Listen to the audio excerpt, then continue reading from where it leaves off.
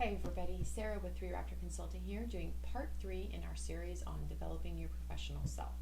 So today I want to talk about something that I really don't like talking about because I think it gives people the wrong impression, but let's just go ahead and address it, because if we're talking about developing your professional self, we've got to talk about time management and productivity.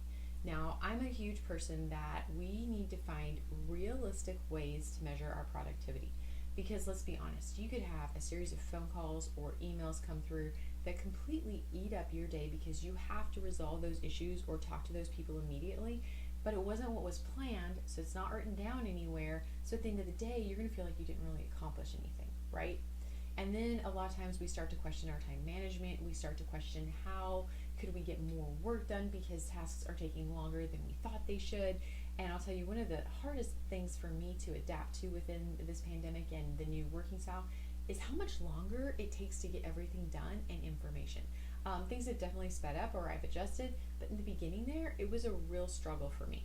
So let's talk about time management. So during your set work hours, and I really, if you're working from home or working remote, I encourage you to have set work hours for your health. And I also really encourage you to take breaks and walk around, because you know it's not good to sit for long periods of time. You want to get that blood moving and not just sit and stare at your computer screen, right? So when you have those designated times, the best form of time management is to the best of your ability to group similar activities together. Because here's the thing, every time we change to a new activity, it takes our brain at least 3 to 5 minutes to catch up with us. And that's sometimes what will put that drag or that lull or help us not be as productive as we could. So here are some tips. Set actual times that you were going to check your emails. You don't need to be attached to your email. You don't need to be on it all the time. Give yourself breaks to focus on work where you're not interrupted by your emails. Me, I check them first thing in the morning. I check them mid-morning, before lunch, after lunch, mid-afternoon, and before I go home. So about 4 or 5 times in there. And if I'm working on a project, I will actually silence notifications for an hour to give myself a full hour of focus. And then I try, when I'm in my emails, to respond to all of them at one time and to file them all away and to leave myself in a really good place, email-wise, before I move to a different activity.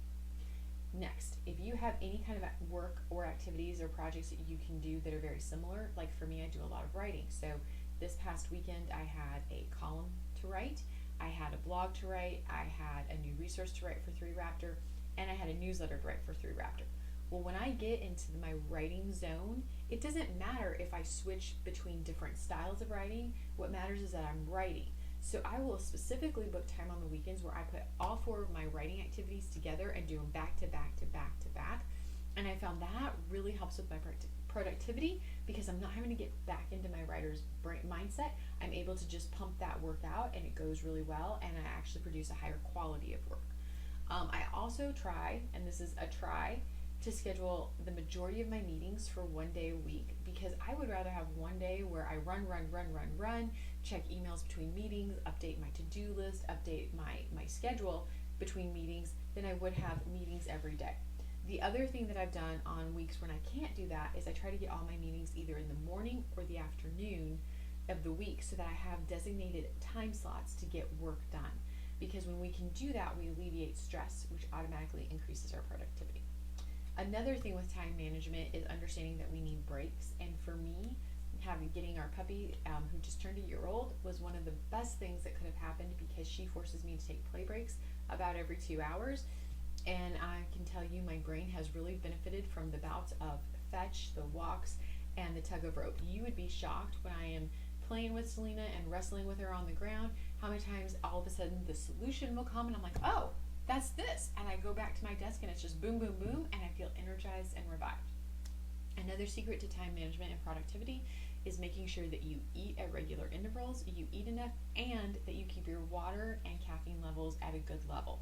We can't go all day without drinking water. We need to space that out, and we need to make sure that we eat enough calories that we keep ourselves going all day, but not so much that we become sluggish and just kind of want to nap. And another productivity time management suggestion that I actually do is I have a planner where one half of the page is where I actually write down my appointments and do time blocking.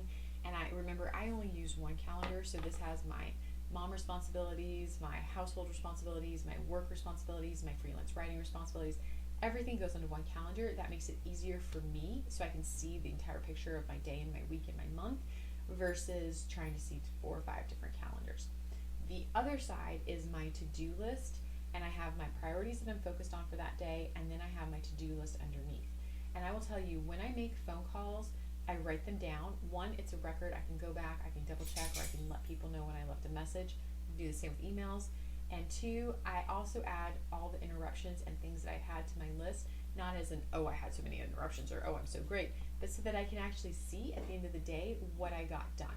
And because otherwise, with the kind of brain that I have and goal-oriented, if I don't check off things on my list because I've been dealing with fires and emergencies, I will think I didn't accomplish anything that day.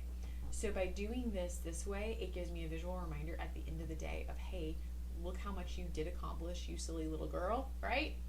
You did do a lot today. The other thing I do is I don't cross things off. I use a highlighter to note that I get them done, because then I can still read things if I need to go back and read notes. And it also just adds a little color and space to my planner, which is nice, and to vary it up. So I hope I gave you some good ideas on how to really use time management effectively in your productivity, and really increase those and really develop your professional self without becoming obsessed with time management and productivity, because at the end of the day, the quality of work that we put out is so much more important than how much we put out. We've got some great resources listing all of this, and I look forward to hearing your feedback.